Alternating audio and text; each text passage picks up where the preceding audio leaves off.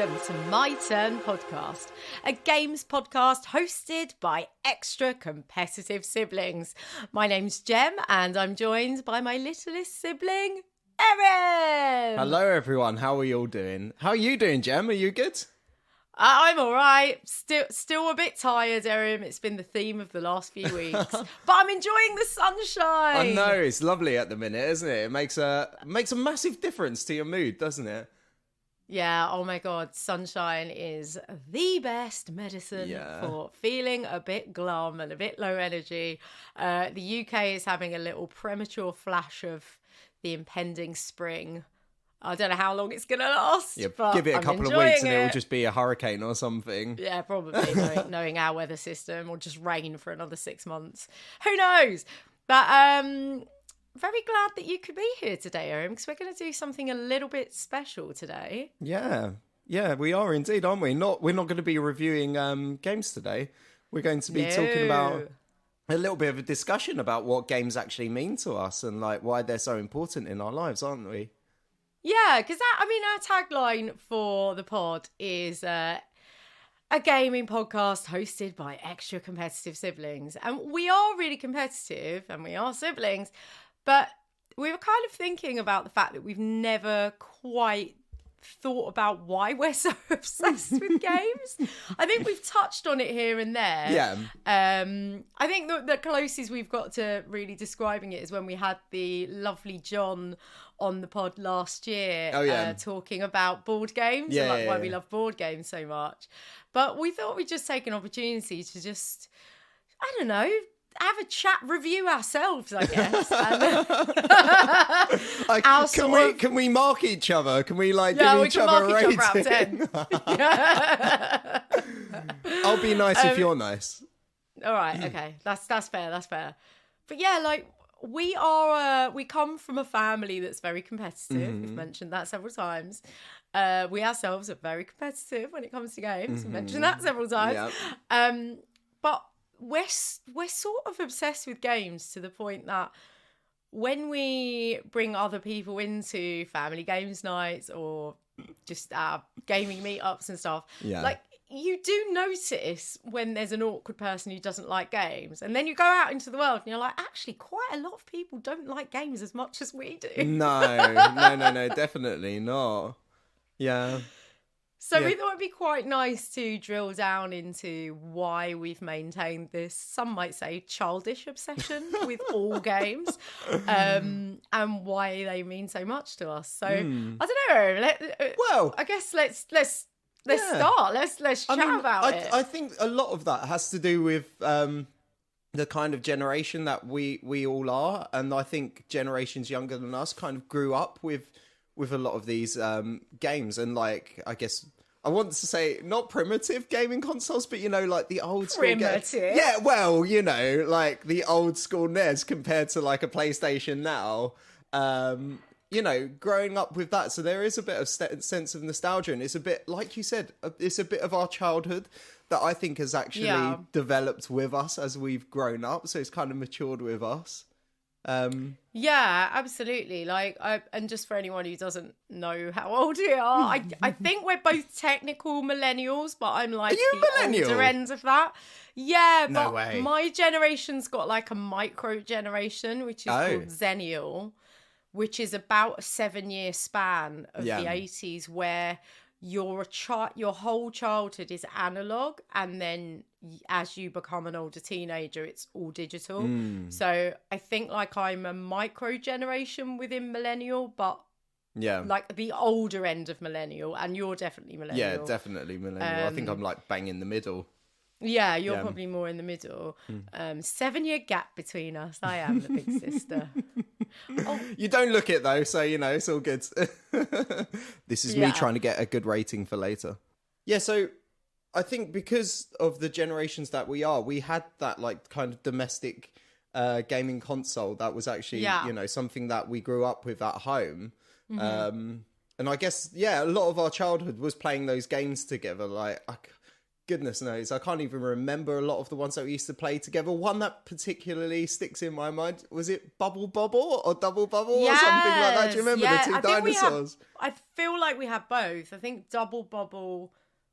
No, Bubble Bobble or Double Bubble or something like that was... We might have had two games, yeah. There was a platformer kind of version, and then there was also the arcade one, which is called Puzzle Bobble. Yeah. And do you remember the music? No, I can't. I'm sure I would if I heard it. I'm going to hum it really badly. All right, go on. I'm going to hum it badly. Do you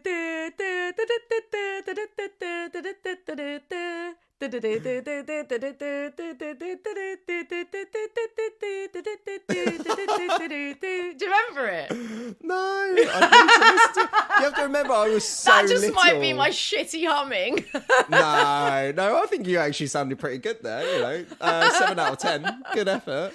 That's the music from Puzzle Bubble, the one with that's like sort of Tetris-y, but with like falling bubbles. It was the one that was in the arcades. It was like falling bubbles, and you had to like get 4 of a colour, and then it would disappear. And if too many colours built up, then it would fill the screen, and the screen would go like that, and you'd lose. I love that game. So when we've started talking about consoles. We'll go back to board games in a bit, because I kind of feel like board games were a bit more of a gateway for me to sort of game obsession. But in terms of consoles, our first console was the NES, and I remember, you were probably too young, but I remember our parents getting that, and before we even got to have a go on it, the night that they had it, they stayed up playing it. And I remember I never really slept, and I was a bit sneaky, and I used to sneak downstairs and like spy on them, or like if they were watching telly, we've got a mirror in our downstairs did you used to do that as well? I used to do that when the football was on. They made me go to bed. So you'd sit on the stairs, and the mirror was positioned in such a way that you could see the telly in the reflection, so you could kind of watch telly, like without them knowing when you're meant to be in bed. But I used to do that quite a lot. Or like if they had friends over, I was just nosy, and I used to just sit there and listen to their gossiping. But I remember them staying up and playing it. But the first game I think we had with that was Duck Hunt. Oh, what with the gun? Hunt? Yeah, I remember Duck good. Hunt. Yeah, I can remember playing that actually. Yeah, really good game. I really loved that. I used to love those shooting games because it was so cool having a gun. Like obviously plastic, like brown and orange NES branded it was gun. ugly ass, wasn't it? So ugly ass, yeah.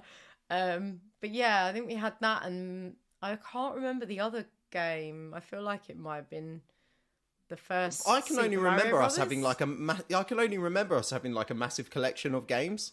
I remember we used to have a box full of them, didn't we? We had like the original Zelda game, Zelda 2 as well.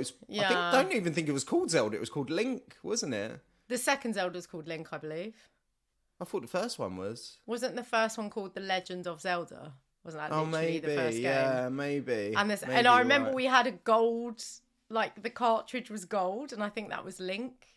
It was like gold. I don't know, but I mean, our other brother Bilem would remember better because they were his games. All of his pocket money, like we amassed a lot of games because Bilem pretty much spent all his pocket money on NES games and later SNES games. Yeah.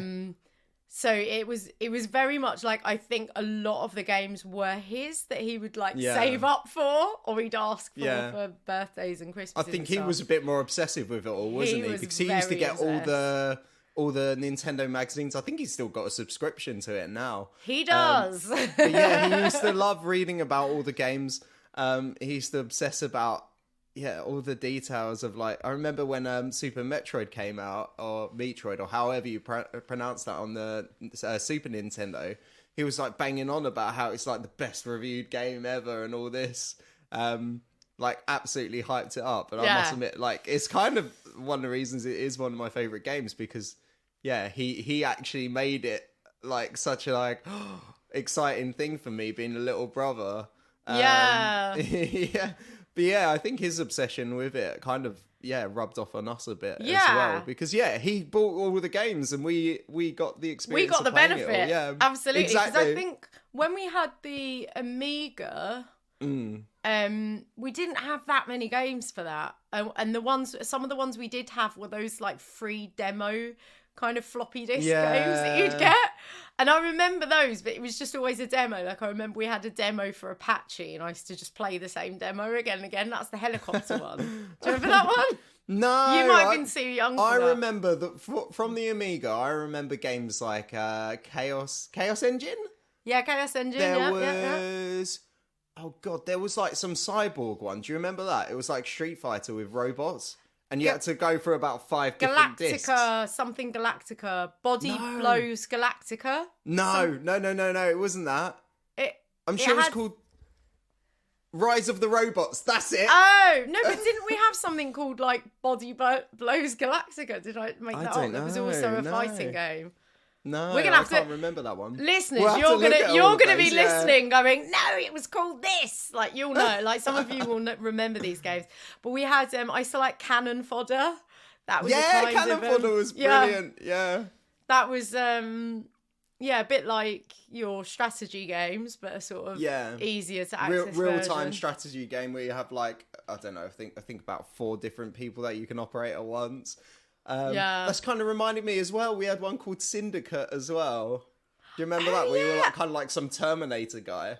Yeah, I don't really remember the gameplay of that, but I do remember having a game called Syndicate. I don't think it was too dissimilar to Cannon Fodder, to be honest. But that kind of like top down, semi top down. It was kind of like that very old school 3D buildings, but fixed camera angle. You could only see straight above, pretty much. Yeah. But, yeah, it was similar to Cannon Fodder, I think, in the way it worked. You like had strategy. So many, you had so many units. It was that kind of real time. You had to click on things to shoot them. And did we have Lemmings, or did we just always play Lemmings? We did have Lemmings. We had Lemmings on the Game Gear as well. Yeah, I love Lemmings. Yeah, classic, absolute classic. I was terrible at it, but yeah. I love those kinds of games. Yeah, it's just interesting. But yeah, a lot of them weren't the full game that we had. And in those days, a lot of games were like a double game as well. Like one floppy disk or whatever. It was a floppy disk, wasn't it? Yeah, it was all floppy disks. Had like 2 games on it and they weren't really very big or very sophisticated. And no. I'm pretty sure there was a lot of free games that would just be stuck on a magazine. Yeah. Like you'd buy a magazine and you'd get a free demo. So it wasn't like it is now where like every game is like $60 or whatever. It's like it was it was kind of a different time, the floppy disk era. And then when you had the NES, like as I said, you don't remember us only having like 2 games for quite a long time. No, we didn't have that many games. I only remember, I'm sure it was a big red box that had all our games in it. Yeah, That's the end. That's like my memory of it, yeah. By the end of the SNES era, we had like a box and it had the NES and the SNES games in it together. So that's probably why you remember there being loads and loads of games. But yeah, like it was good times. But I have to say, like my relationship with those games was I just liked certain ones because they were the ones that often that were just mine, that Bill M wasn't interested in, because this is a competitive thing as well. I hated like Bill N sort of being over my shoulder going, no, you've got to do it like this, or I've got past this bit, or why do you keep dying? Like he was so good at stuff because he just spent all his free time playing games. I used to just get really angry. So I didn't often pick up the games that he'd completed or he was good at, and I'd sort of like go and get my own games. And I remember being really proud of myself. Like I bought it's kind of a naff game when you think about it, but I bought like the DuckTales game. Oh yeah. Disney's DuckTales. And I was so proud of myself that I actually completed it. And I was like, well, Billen hasn't even played this. And that was like a big deal for me. Yeah. Oh, bless you. So yeah, we've been competitive since we were very little. Definitely. Yeah. But I would say for me, one being that bit older than you, but also, again, I think you're right to bring up our generation because we're very much a generation where stuff suddenly became more affordable for more people. And I think, like, certainly in the 70s and 80s, if you weren't going to arcades, you weren't accessing video games, but also even board games. Like, you might have one, you might have two in a family, but things were, you know, things cost a lot of money and stuff like that wasn't as accessible. It wasn't available in your local supermarket. And I think, like, our generation, the cost of production of things just came down quite a lot, probably because it was all shipped to the East. Like, everything was made in Taiwan and China, wasn't it? And so, and that was, I guess, a new thing, and also boosted the sort of consumer market of, you know, things that you could buy that were affordable. And so we had quite a lot of board games, and I think I have to credit our parents actually for being people that enjoyed games and encourage us to play games. No, they were really good with it, to be honest. Like... and with board games, they're intergenerational, so even having like something which isn't really a board game but is, you know, it's a game, it's a competitive game, like Hungry Hippos. Do you remember having Hungry Hippos? And things like Kaplunk, Pop-Up we Pirate. never had Kaplunk. We did have Kaplunk. Kaplunk's the one with the little sticks and you have them... Sorry, yeah. With the marbles. Yeah, we did have Kaplunk. Did we? Oh, I don't remember that. I think I had it. I'm pretty sure it was mine. Maybe I was older and I don't remember owning that. Yeah, but like, our parents played with us, like, especially our mum. She played with us a lot. And I think that our love of play, like, even before it becomes a game as such, our love of play was definitely encouraged by our mum. Because, like, we used to even build tents in the house as a game. Yeah. Like, she'd let us put a big old sheet over the dining room table and, like, turn the chairs upside down and, like, have a little midnight feast or whatever underneath the table, or like camp behind the sofa. And we just had like just things like that, I think, because we were so encouraged to play and to be creative and like role play and stuff like that. I think that sort of also helped us enjoy games rather than getting upset and frustrated. Even though we were really competitive, part of the joy was like going back in so that next time you can win, like, or, you know, sticking it to the person a bit. And I think board games really, for me, was my sort of first love of games. What board games do you really remember then, like, really stuck out to you that you were kind of like, I guess, gave you a bit of that gaming addiction buzz that you're like, oh, I can't wait to play something? I loved skill-based stuff, so I absolutely loved Operation. Oh, really? Oh, my God, that is a disaster for me. It's just like, shaky hand. Oh, yeah. But I was pretty good at that. Like, even though I'm also clumsy, I was pretty good at Operation. Generally, I was pretty good at Buckaroo as well. It just takes a, like... Is there a skill to Buckaroo? Because I thought it was just a case of its chance. No. If you knock it, it'll buck. Oh, so I thought it was just like after a certain amount of weight or something, it just went. No, if you're heavy-handed with it, it'll buck. The one that I can't remember if we had it or one of our cousins had it. The one which was just chance was Pop-Up Pirate, which was like a little pirate in a barrel, and you took turns putting a stabby. It's quite horrible, really, knife, stabbing it with a knife. It's actually pretty grim when you think about it. And like sometimes that'd go off on the third stab, and sometimes it would take every single stab. That was like a randomly generated one. But Buckaroo, if you were a bit heavy-handed or someone jogged the table, it would just buck, and all the pieces would come off. So for anyone who doesn't know Buckaroo, I'm sure everyone does, but like you it's like a little donkey or a mule, and you load it up with stuff like a lasso and a hat and a saddle and various things. But yeah, a bit like Operation, which is about delicately lifting things out of a poor body without hitting the electric sensor around the edges. It's a similar thing. It's like having a steady hand and being calm. But I'm also like, I've mentioned even recently, like I'm very good at Jenga. Like I'm very good, even though I'm crap at anything that requires a lot of concentration and a steady hand in real life when it comes to a game. Really? Oh my God. I'm really good at those things. So they were like my first games that I think I took pride in myself. Yeah. Jenga champion. Yeah, well, look, Jenga, we didn't have them, but yeah, what I mean is like Buckaroo and Operation. Oh, yeah. The other one was Screwball Scramble. Oh, with the little... Was it a metal ball or a marble? Yeah, and you had it to was a run it ball round an bearing. assault course, didn't you? Yeah. Yeah. Oh, God. I liked the idea of that game, but I was really bad at it. So... Yeah, it was really hard, but it was the kind of game that kept you coming back. Yeah. To try and figure it out. Yeah. I love those games.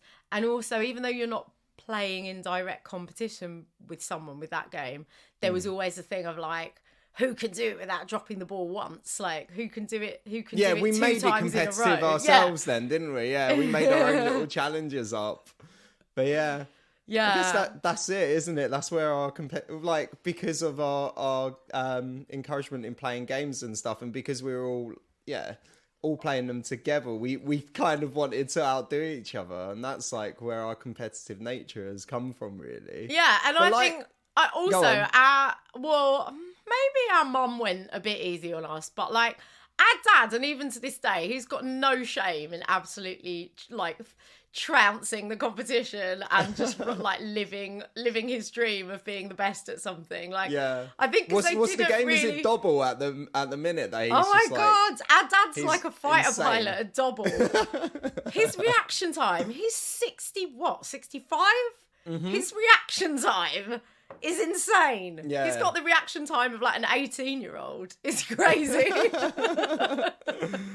Yeah, he's just really good at managing to pick out patterns. Like, I can stand there just looking at the same card for ages and be like, I can't see it. Yeah, and Dobble's so a really easy. great game, like a great sort of use Snap on steroids. Yeah, snap on steroids. Yeah, that's a good summary of it. Yeah. But like when we were kids, it was just Snap, you know, it was just like you just had a normal deck of cards that had been in the family for 25 years and they had crusty edges and was sort of stuck together a little bit. Oh, yeah, where someone had spilt Coke on it and then, sticky cards. But this is what I mean, like, it feels like as we've grown older, games have developed and actually matured, and there's just so much out there now. And that to me is quite an important part of why games are quite like still really important to me, because I feel like as I've evolved in life, they have as well. And they've grown with me. Yeah. So they've always, like, since I was little, they've always been a big part of my life. And like, really weirdly, I think they've actually taught me a lot of really important life lessons. And go on. Like what? Give us an example. Well, all right. So the one I always think of is Age of Empires, because it's like a resource collection game. It's a resource collection strategy game where you actually have to fight people as well. You have to kind of like you have to be a bit strategic about when I should be just like going off to kill people, and when I should be actually like, you know, settling down, making sure I'm collecting enough resources to sustain war. It's really. I'm really worried about your life choices, Eric. But the reason it's important is because it teaches you kind of about how you need to invest in a bit of like saving first. So obviously that could be transferred to like how people approach like their finances, like and it has in a lot of ways. I always used to like think I need to have a certain amount of like wood, gold, stone, and food before I start becoming aggressive in my play style. But it's the same like with money when I'm saving up. If I'm low on funds, I know I have to like do things a certain way and be a lot more conservative. But once I've got a bulk of money, then I can think about, am I going to buy an instrument? And I'm going to go out and do things like that. So it's actually kind of influenced, my adult life. Is that why you've got a big pile of money behind you right now? Yeah, exactly. Whereas if I took my game influence from childhood, I'd have a big swimming pool of money and be swimming in it like Scrooge McDuck from my DuckTales game. I don't think that would quite work. Have you ever tried to swim through pound coins? Don't think they're very liquidy, unfortunately. Honestly, doesn't quite work. I'd enjoy the opportunity to try. Like, would you dive in head first? Because I think that might be a bit of a bloody mess. No. I mean, to like do a like a snow angel, but like in a swimming pool of money. Angel. Yeah, like a pound angel in a swimming pool of money. Yeah, living the dream. Dream.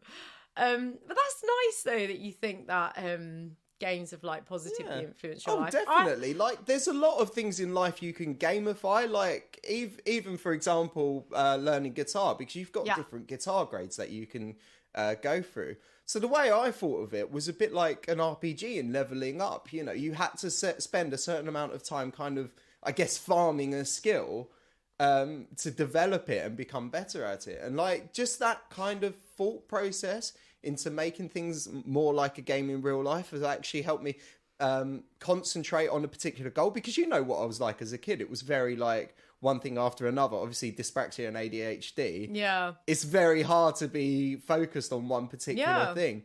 But having that embedded in me, that kind of mindset of, oh, let's play RuneScape. Oh, I need to kill this many things to get up to the next level so I can get the next sword.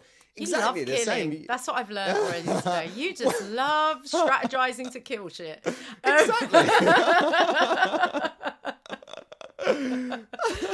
But it's interesting you mentioning this, because obviously you are a musician, but you also teach as well. You teach guitar and various other instruments and maths and that's it, right? To a lesser degree, maths, well. To a lesser degree, maths. Yeah, I do a few maths students. I teach as well a bit. Like, we both sort of teach on the side. Like, we have our creative jobs, and then we both teach of various things. And I would say games have helped me not only be a better teacher, but a better learner.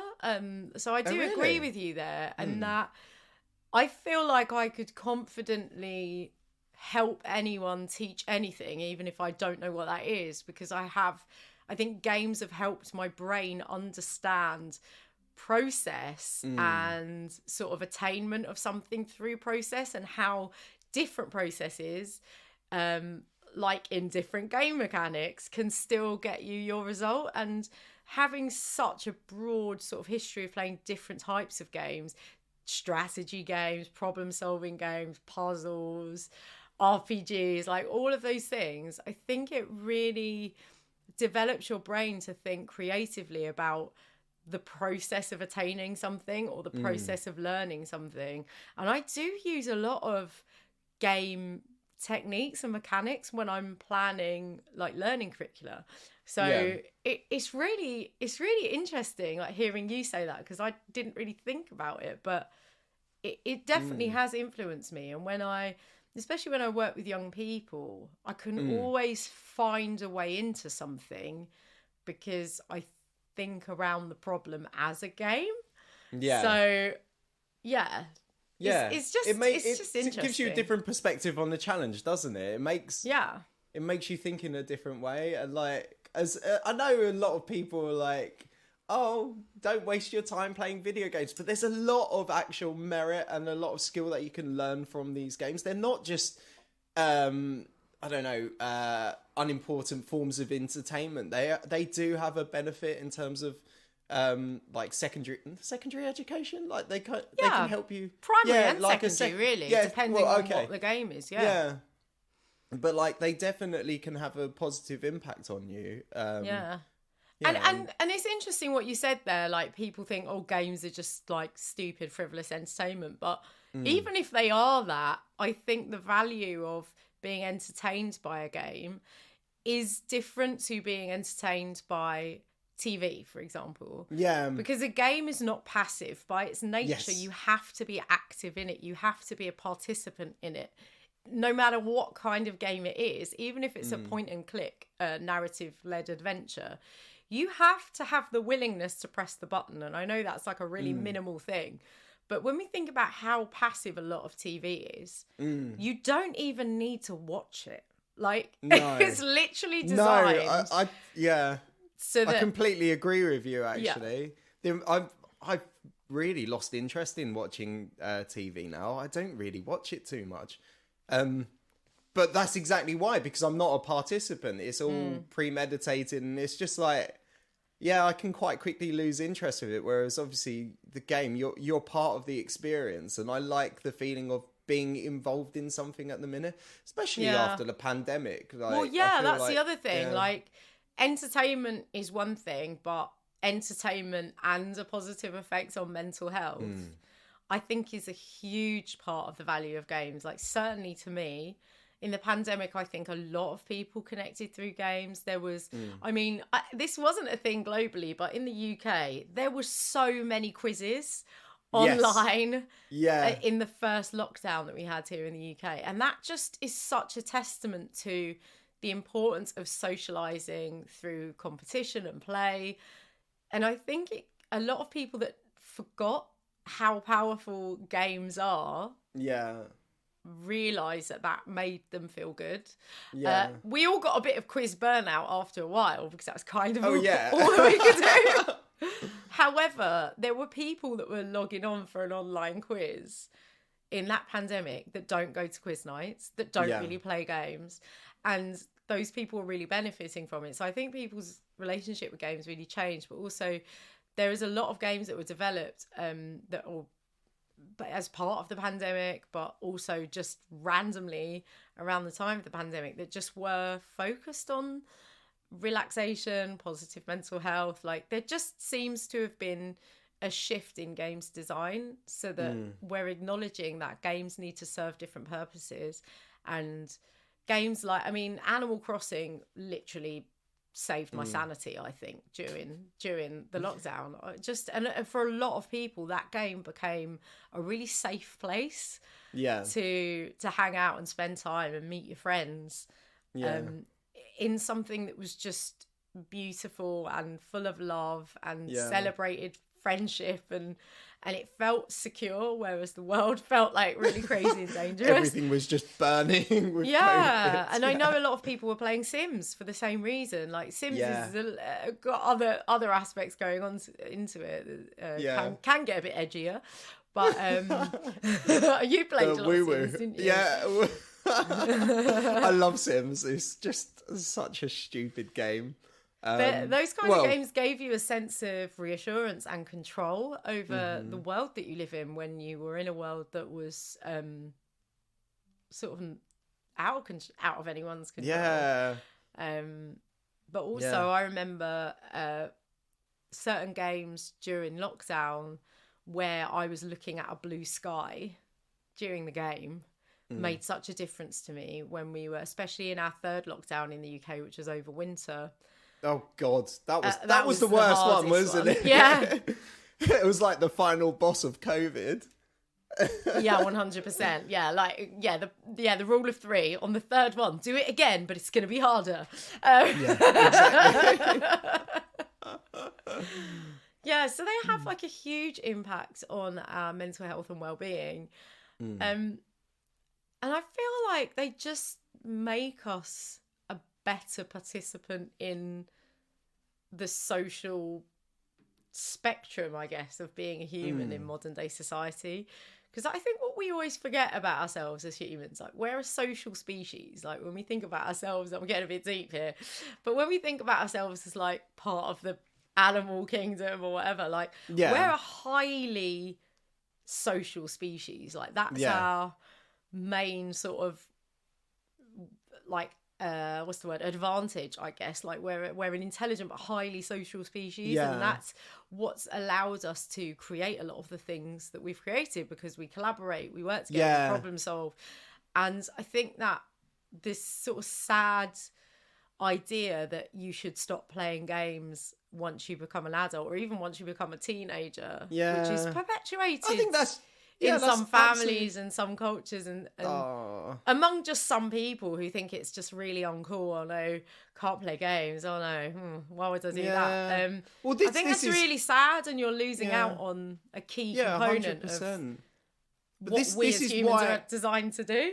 Yeah, but this is why I think we're quite lucky to be in the generation. I just want to correct myself there. I don't believe we're designed, evolved to do. Sorry, okay. I just want to correct myself there. Sorry. But yeah, no, that's oh my goodness, I've lost my train of thought now. Sorry. One of the good things about our generation, I think, and like generations younger than us, that we're now at that point where it is a norm for adults to play games, like, and even this is like, this is something that I think would be shunned probably about 20, 30 years ago. Like, you know, watching things like Disenchantment, which is like adult cartoony things, or like, I still think Billy and Mandy is like one of the best things I've ever seen on TV, or Adventure Time and stuff like that. Like that childhood kind of link to me is very important, even in my adult life. Like, I still have a lot of that kind of like, I guess like childhood excitement about things, even going into adult life. But like, that's fine now. It's a lot more socially acceptable. And I'm glad that we are now in a generation, you know, there are serious gamers that are a lot older than us. Because I think now we do see the importance of it. Like, yeah, God forbid we end up sitting just in front of a television watching Jeremy Kyle or something like that every single day. It gives us some sort of, what's it called? So there's always going to be like a new game released or something like that. So there's always something new and exciting to discover with it. Yeah, it's an event, isn't it? I think that's the thing. Like, I mean, I noticed it about 10 years ago, maybe a little bit more, sort of in the early to mid noughties, that pubs started reinstating pub games. That was something that I think when I first started going to pubs, just wasn't a thing. Pubs were very like, there was just music on, people were just sort of there to hook up or like posture or get drunk. And in the UK, we've got pretty, like, we don't have a great reputation for our drinking culture. Like, a lot of people go out to get drunk rather than go out to have a conversation with their friends and socialise. And I think, like, after I'd graduated, I started noticing sort of in my mid-20s that pubs had started bringing games back in. Like, pubs that didn't have a dartboard suddenly had a dartboard, or they'd have sort of a Monopoly set, or they'd have cards or stuff like that. And I was like, oh, right, yeah, you don't have to just go out to get drunk. Like, you can go out and play a game. And obviously, as someone who's always played games, and even like all the way through uni, as much as I went out and got drunk a little bit. I mean, of course I did. I was a student. But we, like, my friends and I played a lot of games all through uni. That was a key part of our socialising. But it was just nice as an adult, as you say, to kind of feel like I could take my own nerdy game-loving culture with me as I got older, because around me, everyone else seemed to be doing the same thing. And obviously not everyone, because I still have friends who hate games, like passionately hate games. They aren't real friends, Jem. You need to ditch them.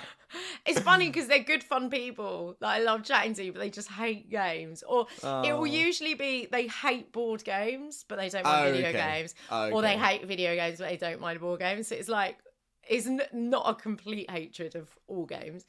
But well, I've lost my thread now. Yeah, but what I was saying is, like, it's interesting that as we've grown up, as you rightly said, like, I feel like we've taken this sort of nostalgia and this playfulness with us.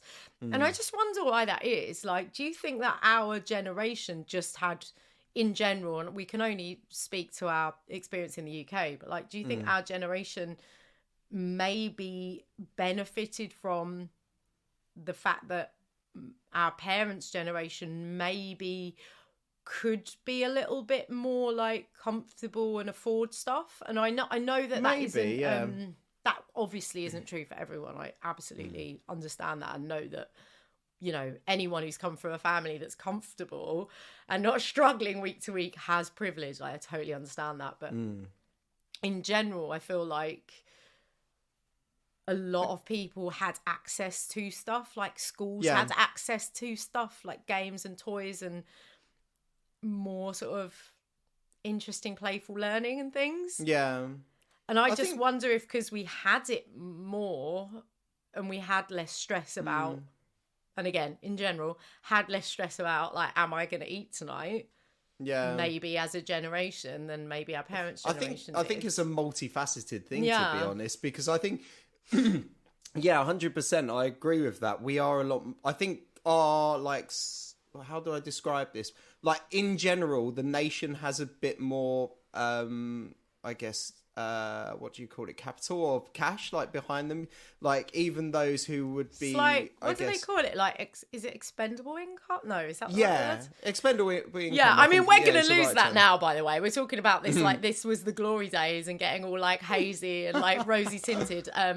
Our bills are going to go through the roof from next month in the UK. Oh, so goodness. we're all going to Exciting be times. living on scraps.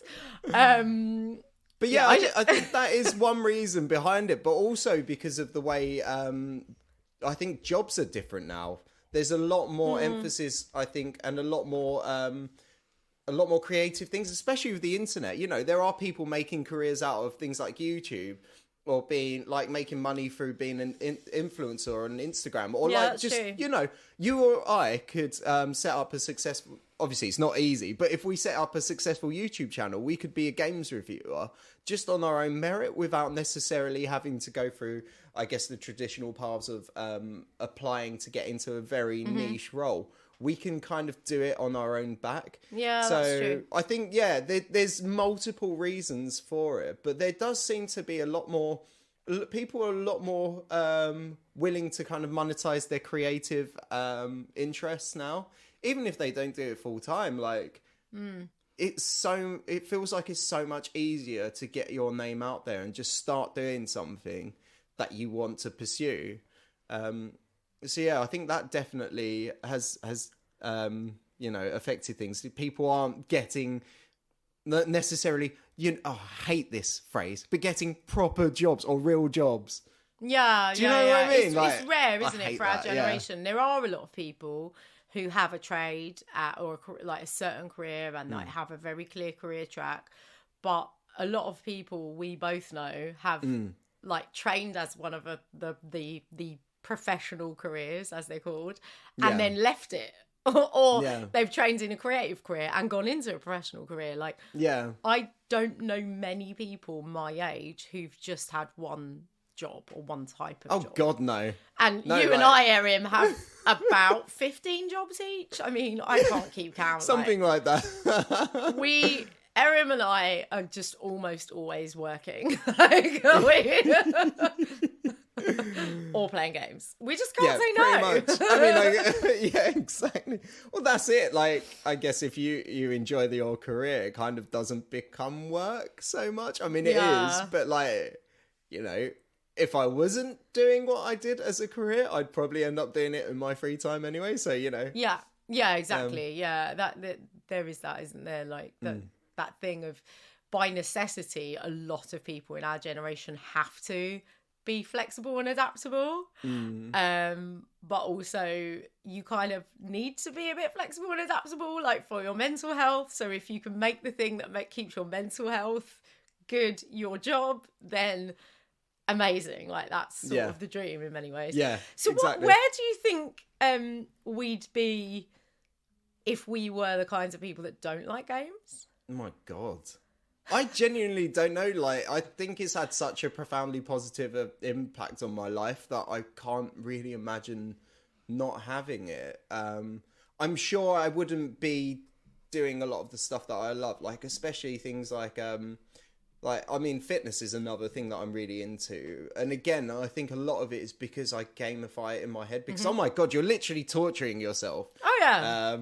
But it's like that reward afterwards that you're able to do something, that you weren't able to do a few months ago or a year ago, or something, that long-term kind of goal. I don't know that I'd have that patience to do it. I really don't know what I'd be doing. Probably I can't imagine I'd end up pursuing music.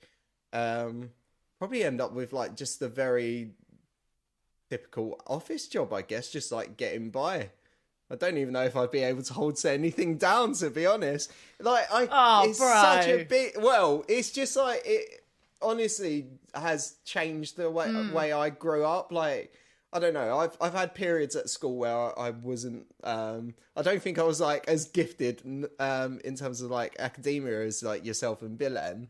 Like, I don't think that's true. I don't think that's true, bro. I think you had barriers and misunderstanding, perhaps because of your ADHD in particular.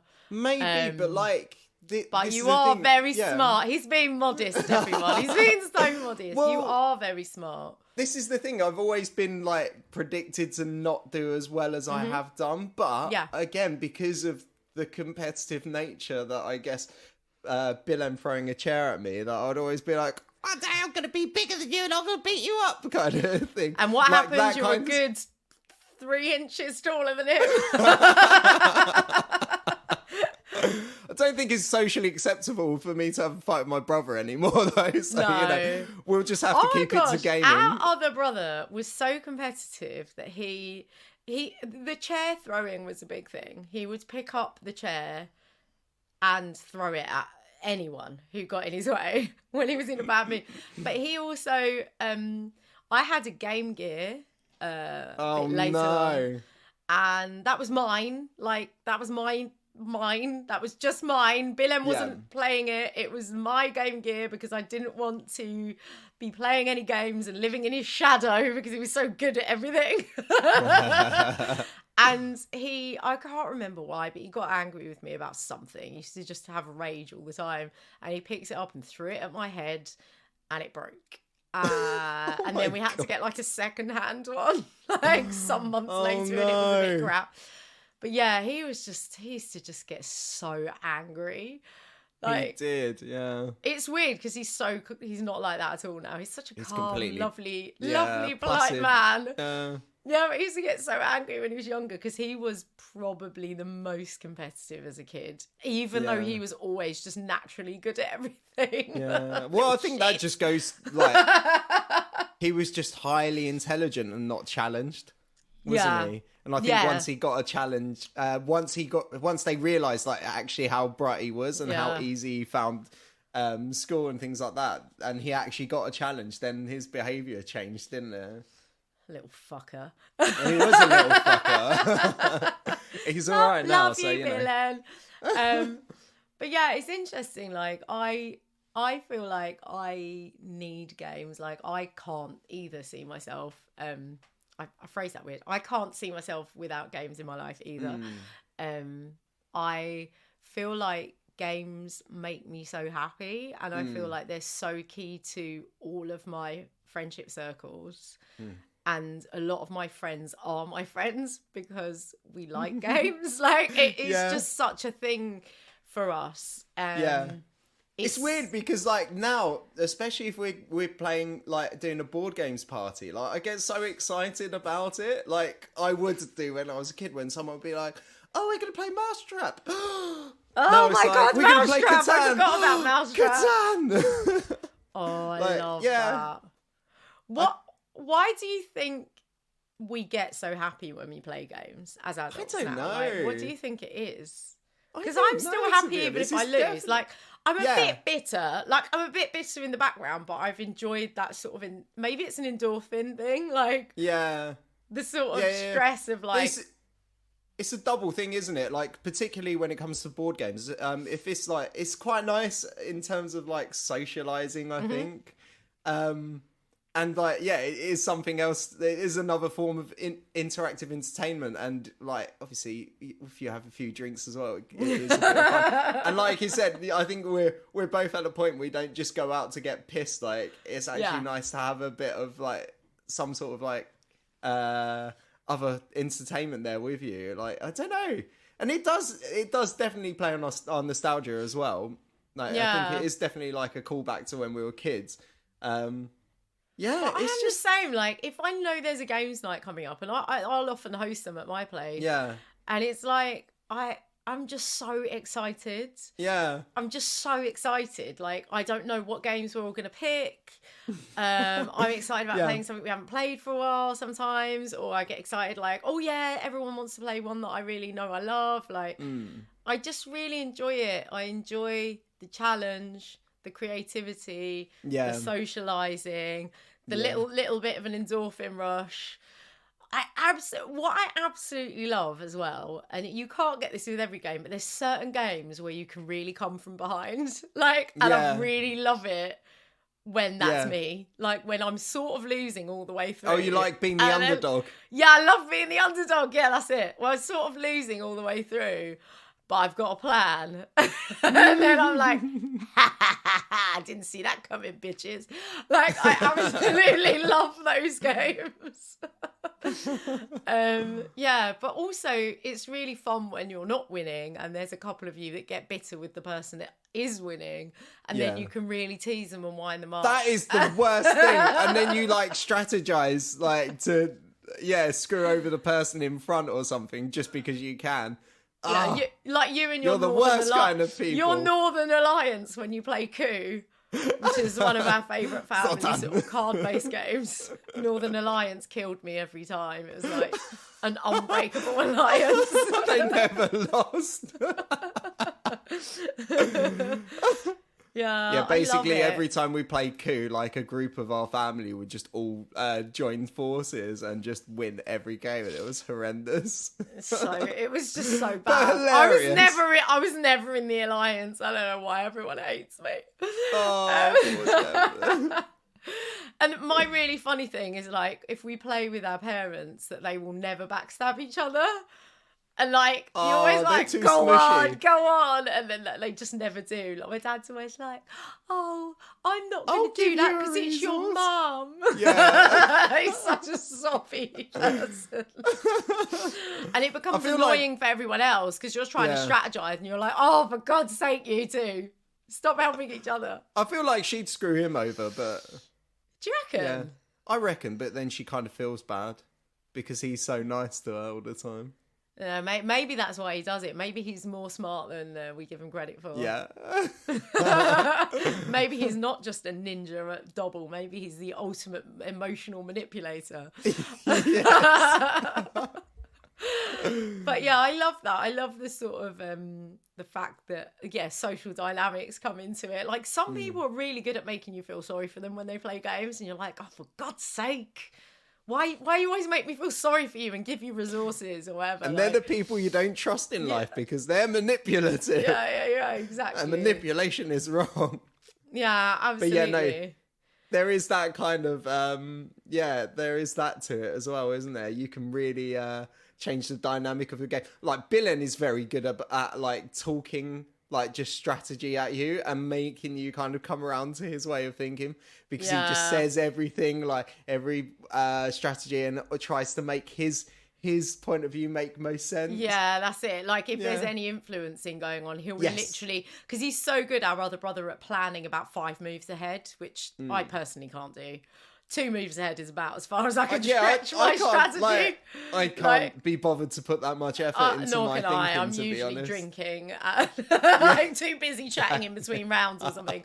But yeah, he'll like explain, well, if you do this, then in 2 turns, this will happen. And it's like, it's so persuasive, isn't it? But that's his particular skill of persuasion.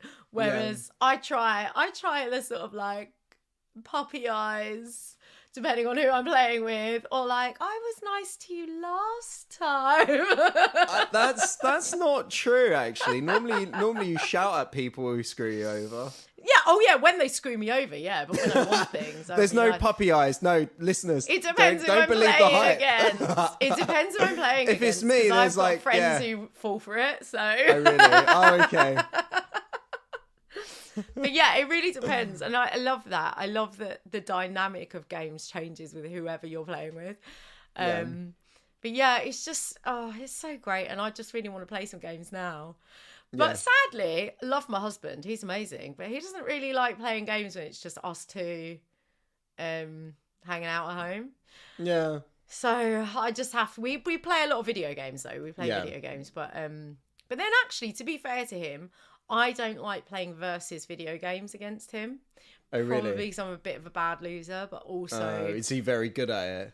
Oh, yeah. That's the things issue like with Mario Kart, he's too good. Yeah, 2-player versus games. I just can't be bothered. Like, yeah, because with a party game, there's always the wild card, isn't there? There's always the variable of, like, someone random just wings it, and then you're like, whoa, where did they come from? But yeah, when someone's really good at something. But also, I think those versus games, they're very repetitive and I just get bored. Yeah. So I think, like, I'm more of a sort of couch co-op when you're playing. Yeah, I prefer co-op games. Yeah. Especially when you're working together. Yeah. I love that. Like, I love Overcooked. Yeah. That stresses him out, though, because he says I get too bossy. Oh, no. I'm not bossy. I'm verbally strategizing. Bless him. He's so quiet as well. And I can just imagine you be like, Alex! He's got no chance. But he's amazing at trivia. Like, Yeah. amazing. I've got no chance with trivia with him. He's got such a That's good why you memory, need so... the Lord of the Rings trivia? Yeah, I love the Lord of the Rings trivia. One of my faves. Yeah. So it's just so many things that games give It's such us, a Eric. big, it's such a big part of both of our lives, isn't it, really? Yeah. And why do you think we do this podcast? We got bored one day. What was the reasoning behind it? We just wanted... I think we just wanted to start talking about our love of games, didn't we? We just... I'm sure we would... it was us two chatting to each other about doing it. I actually remember being inspired to do something with you and Billen, like after we had a really sad year.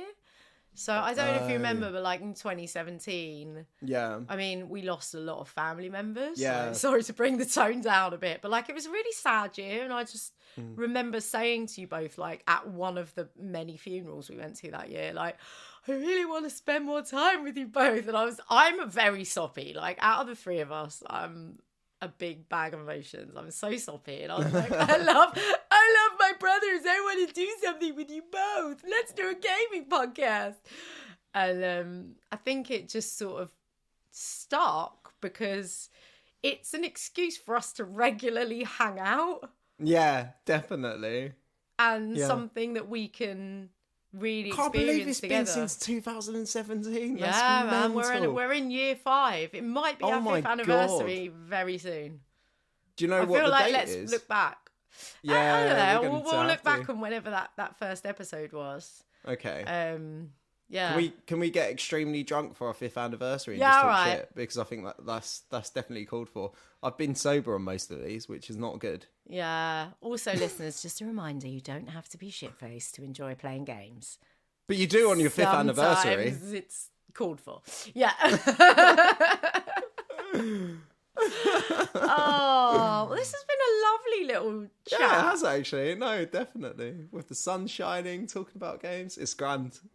It's grand. Did you say grand? What did you Grand. say? Oh, right. Yeah. Like good. Yeah, no. I thought you said it's gunned. And I was like, Gunned? He meant grand. I don't know. No, I'm not. No, I don't use that kind of slang. If that is slang, I don't know what a gun is. I don't know. Listeners? We're I'm like an older millennial. You're a millennial. We're like 5 generations older than the cool kids right now, or whatever. What We are the generation cool are they kids. even? What generation are they even on now? Who knows? I don't know. What are they called? Wait, they're Generation Z, aren't they? I don't know. I I don't think. know how it works. I'm pretty sure they're Gen Z, but that's not as cool. Millennial sounds much better. Yeah, whatever. Gen Z is basic. Fuck those little cunts. We're the cool ones. We're the cool ones because we play games like we're Yes. 4-year-olds and we think we're cool. But if you're like us and you think we're cool too, send us some of your sort of get in touch and let us know some of your like gaming faves from when you were kids that you still play now, or tell us why you love games as well. Because if you listen to this podcast, you're like us, like you just bloody love games, like all kinds of games. And it'd be interesting to hear other people's takes on it. Like maybe we've missed a glaringly obvious reason for why games have endured so much in our lives, or maybe you've got your own insight. I'd love to hear about people's like favorite games as well growing up. Like what has been their game that they always like think about when they're thinking about and on that note, we've had a couple of reviews I'd like to read out. Hey! Yay! So if you want to add yourself to the list of our wonderful reviewers, please do. And we will read them out. So we had one quite recently which says, and this is lovely. This is a lovely review. It says, fun people, fun times. 5 stars. Well, I agree with the stars straight away. Wonderful. It's always great hearing from hosts who you can tell really get on well. Great company to chat games of all kinds with. Oh, that's funny. Do you think that was them being a bit shady to other podcasts where the hosts like hate each other? I don't know. I mean, maybe we've just got a good dynamic on mics, but like, yeah, in real life. Are we saying we hate each other in real life? Well, yes. We do when it comes to games that we're competing against each other, definitely. God. Yeah, anyway, we're too nice on this podcast. Let's like throw some shit at each other. Thank you for that review. Another recent 5-star review. These are the ones we want, people. 5 stars. Woohoo.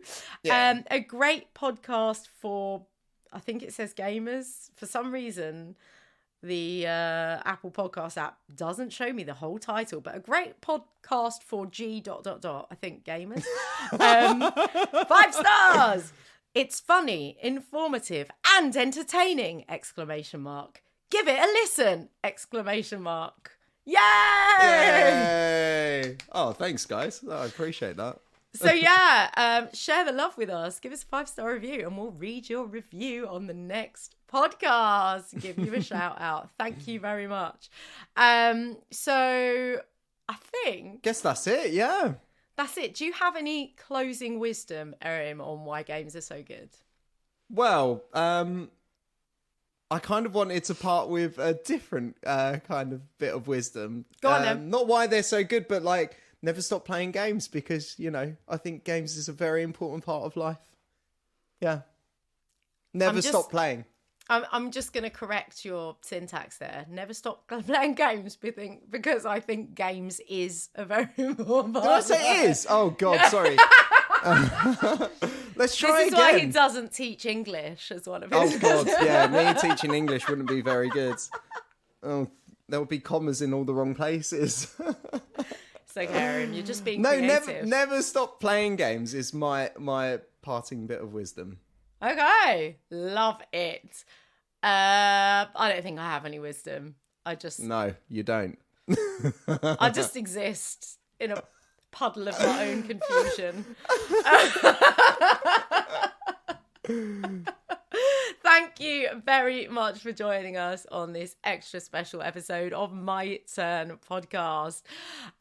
Please tune in again. We're back to reviewing games again next week. But you know, let's gamify your experience by you leaving us a 5-star review on your platform of choice. And please also share this podcast with anyone else who loves games. And as we said, get in touch. Tell us your favourite games, why you love playing them, what you think about people who hate games. Sure, I mean, we can throw them some shade because they definitely won't be listening to this podcast, that's for sure. So, goodbye, and we'll catch you next time. See you, bye.